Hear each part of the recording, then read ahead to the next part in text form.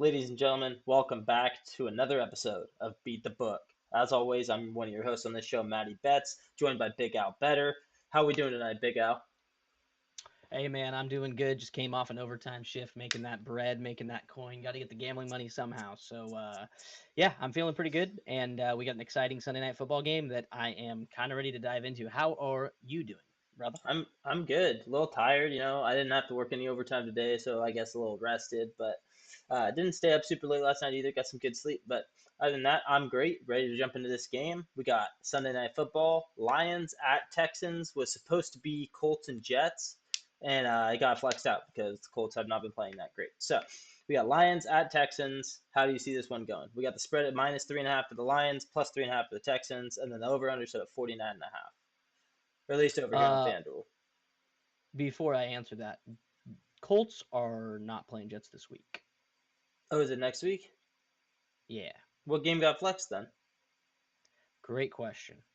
Because one of the It might have games I been know got flexed. Arizona and the Jets, Could have been. but I I don't don't know know. for sure. I don't know We'll for make a sure. short. But We'll I make a just short wanted to about it or clarify. something. I just want to clarify it wasn't Colts Jets because they don't play this week. Okay. Anyway, what was your question? Now, how do you see the game going? Let's get back on track. Oh, this game. Yeah. Yeah. So you got Detroit taking on Houston. Obviously, Detroit's been a wagon this year. They are. I saw this stat earlier. They're 7-1 against the spread so far this year. Nice. I love that. And Dan Campbell, the last 2 years, has been like really good against the spread. So I have to take Detroit here. I know they threw the hook in here, so you have to take 3.5 at least in my book on DraftKings. But I don't mind it, and I'm just gonna trust Detroit to keep doing what they've been doing, which is just beating teams. And I don't know that Houston's that good. They have a good record, but who have they really beat, in my opinion? Yeah. Um, so I like Houston to kind of start taking some L's here, and I know Nico Collins is supposed to be back for this game, which would be a huge boost for their offense. But Detroit looks good right now, so I'm gonna lean Detroit. The over under on DraftKings is 49.5. I don't know if it's the same on FanDuel over there or not, but um, I'm gonna lean over just because I was looking at Detroit's games and they've had some really high scoring ones. So I'm gonna lean over, but I will admit I don't love it. Like it's almost 50 points. Houston's gonna have to show up, and this is I don't know for whatever reason the primetime games have not seemed to be high scoring so far this year, and this is a high total. So for anybody out there that likes the under, I don't hate it, but I'm gonna lean over just because I'd rather lean over than take the under and then have it fly past. Okay. Yeah. I will say, like you were talking about earlier, just another recap on these two teams. Texans haven't looked great this year. Obviously, I've said that a couple times because we've got a couple primetime games for Houston that we've had Yep. talk about. Uh, Yep. Definitely don't look as good as they did last year. They lost Stephon Diggs. They lost Nico Collins. Like I get all that. But like you said, Nico Collins is coming back this game. Most likely, they're really optimistic that he'll play this game. I still Mm-hmm. don't think that gets you over the juggernaut of the Lions, who are arguably one of the best. Well, they are one of the best teams in the NFC, and then also in the NFL. So, I mean, the Lions play every facet of the ball really well. The run game's great. Pass game can be there if they need it. They like to rely a lot on that run game, which I mean, Houston's Mm-hmm. decent at stopping the run. I'm not saying that they're a bad run defense, but I mean, the Lions are just built really well to be able to beat like any team, it seems like. And I mean, they scored 50 points. I'll mention this again. I think I mentioned it last week. Like the Lions literally scored 50 points and Jared Goff threw for under 100 yards. So, I mean, that's kind of what you get there with the Lions. Like their defense is still really good too. And I don't know. Like I love the Lions here at -3.5 is what I'm saying. I don't see the Texans winning this game. I know it's in Houston, but I'll take the Lions on the road here. They've actually played better on the road this year than they have in previous years too. So and then Okay. for the over under, I was actually right there with you, and I actually almost thought about going with the under, but it's the Lions Okay. offense, and if Nico is back, I do see that giving a bump to the Houston offense. So I like the over in this game. Okay. I think both teams will score a lot of points here. And I don't mind the shootout. I just think at the end of the day, it's going to be Detroit coming out with probably a 7 point win here, if not more. I mean, they could win by a couple scores, but I think it's most likely they win by a touchdown. Yeah, for sure. I would agree with you on that one. I don't think it's going to be a 3 point game or it's going to be a tied game and the Lions are going to win it with a field goal. I don't see that happening. And watch, just because I said that, With that's exactly how the game will go. But I mean, that's how the books see this going. But are the books overvaluing Houston, or are they undervaluing Detroit? Are they thinking Detroit after this Green Bay game is gonna, they spent so much energy on that one that they're gonna come in flat? I don't know, but they've looked good all season, and like I said, 7-1 against the spread. Hard to bet against that. Yeah, exactly. I agree. So, all right, let's hop into the 4-pick parlay segment, ladies and gentlemen. All right, cool. Sounds good to me. I'll start off first. I will say, not taking a lot of Texans this week just because it's unknown with Nico coming back. I didn't really want to take any of the receivers. So we're going Joe Okay. Mixon over 100 rushing and receiving yards. Love that play. Joe Mixon's the main guy over there. Even if Nico is back, Joe Mixon's still going to get a full workload. Then we got Jahmyr Gibbs over 70 rushing and receiving. He's the receiving back in that offense, so I like him to be able to get a lot of receiving yards and then also being able to run the ball like they do with that tandem of Sonic and Knuckles. So, and then we got Jared Goff over 1.5 passing touchdowns, and then one of those is going to go to Amon-Ra St. Brown anytime touchdown.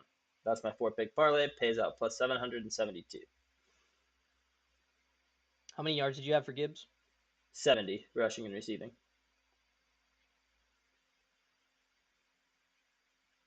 So what's crazy is I actually have 2 of these picks on mine. Yes, let's go. Do you say this is plus 700? Yeah, 770. Okay. Okay, so for mine, I don't mind that one. The only thing in there, I obviously I don't like taking anytime touchdowns and parlays for the most part, and then Gibbs 70 plus feels a touch high, but he is. I mean, I don't think the Texans are very good against the run anyway. So, all right. So for mine, I have Jared Goff also for 2 touchdowns. I have Stroud to throw 2 touchdowns. I have Joe Mixon 100 plus rushing and receiving, and I have Jameson Williams coming back from his 2-game suspension, 40 plus receiving yards, and this thing pays out plus 900. Okay, I wanted to ask you, do you have your odds written down for those picks, like for each individual one, or not? No, If but I have not, the book up. Did you remember what Jameson Williams was? If he was minus money for It 40 was, or plus money? I think it was minus 135. Okay, yeah, I was gonna say because he's been killing it when he is in the lineup. He's a little boomer bust here and there, but for the most part, he's been the reliable number 2 in that offense. So he's the deep guy too. 40 yards for him is 1 catch. Minus 105 on DraftKings. Okay. Cool. So, yeah, I thought about taking him for a stat or for a touchdown, but I was like, it is his first week back. I still think he'll do good. I just didn't want to take him for a touchdown. That's why I'm just sticking with Amon-Ra. Okay, makes sense. I like Jameson Williams. He's been great this year. He got suspended for performance enhancing drugs. I know, and it's only a 2-week suspension, so obviously it can't be anything that serious, or else it would have been more than 2 weeks. But yeah, so I'm gonna guess something was in his system. He got tested or whatever. But I mean, either way, obviously wasn't like he was taking real steroids or something like that. It was probably something very minor. So absolutely. Okay, let's jump into touchdowns here, Matt. All right, like I said, Amon-Ra St. Brown. I think that if you can get the star receiver for any offense, especially any good offense, and you're getting plus money on him, I love him. That's why I got Amon-Ra right here at plus 120.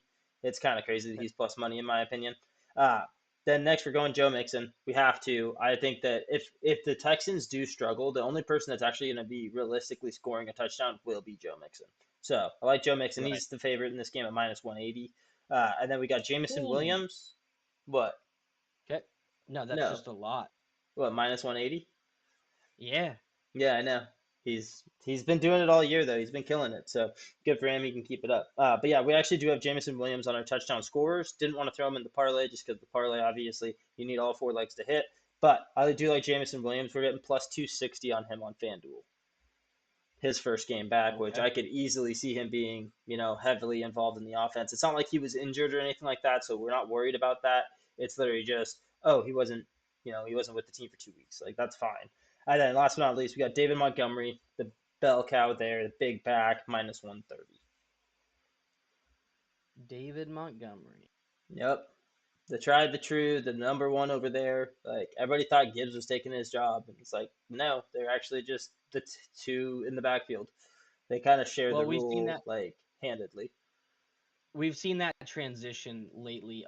Most of the good teams have 2 running backs that they interchange. And even in this offense, I don't even know if you'd say Montgomery's the clear number one. It's like they're both 1A, 1B, and that's like you want to have depth at running back, Yeah, especially if you're trying to run the ball, run through the playoffs. If one guy gets hurt, you can't just be like, oh, well, we don't have a run game now. yeah, but So, like if they have a deep um, shot and they're on the 5 yard line, they're giving it to Montgomery almost every time, just because he's a little bit bigger of a running back. Now, if they're gonna try to do some trick play or a pass play or something like that, then it'll be Gibbs, just to kind of keep the right. defense on their toes. But for the most part, it's Montgomery back there, and they just hand him the ball and have him just pile through. Absolutely. So I will say we're kind of in lockstep on this whole, just on the way this game plays out. We have the same over under and spread. We have two of the same in our 4-pick parlays, and I have two of the same touchdown scores you have. So I have Joe Mixon also on DraftKings. He's minus 145. So I was shocked when you said he's minus 180 because Oh, dang, okay, normally FanDuel has much better odds. But the two favorites on DraftKings are Montgomery and Gibbs, okay, and they're up in the minus 180 realm. And then I like Nico Collins in a comeback game. If he ends up playing, he's plus 115 right now. I think he's going to come back. We already know he's Stroud's number one guy. And since Diggs went down, 2 weeks ago, that hmm all they've had is Tank Dell basically. So I like Nico if he comes back to have a massive game. And then I have Amon-Ra St. Brown just like you do. He's plus 100 on DraftKings. So you get a little better odds there on FanDuel. But Amon-Ra has had 4 straight weeks with a touchdown. nice. And one of those he threw one and caught one, so And Joe Mixon has been on fire with touchdowns as well. So he's just been on fire in general. Like to the 100 plus receiving and rushing, he's had 100 plus rushing in the last 4 games. yeah, it's kind of a And no brainer. he's had almost 30 receiving yards in every game except one, I believe, this season when I looked at his stats. So as far as if he's going to get 30 from receiving, and then you add in the Lions are giving up 80 on the ground per game. So you get 80 and 30, that's 110. So I feel comfortable with 100 plus Mixon. And then yeah, you get minus 145 for him to get a touchdown. That sounds like a bargain, really. Yes, it does indeed. Well, that's it for us. Enjoy Sunday Night Football. I know that we will. We'll be staying up late to watch it, at least here for me in Arizona. It's an hour later for every game now. But that's all I got for you guys. Al, anything else you want to throw in there before we wrap this thing up? No, guys, just good luck, have fun, and let's win tons of money, dude. That's the plan. Protect the bag and beat the book. That's why the channel's called Beat the Book. We're always trying to just, you know, beat the book, build wins, baby. That's what we're doing. Let's stack them up and keep them going into next week. And we will catch you guys in the next video.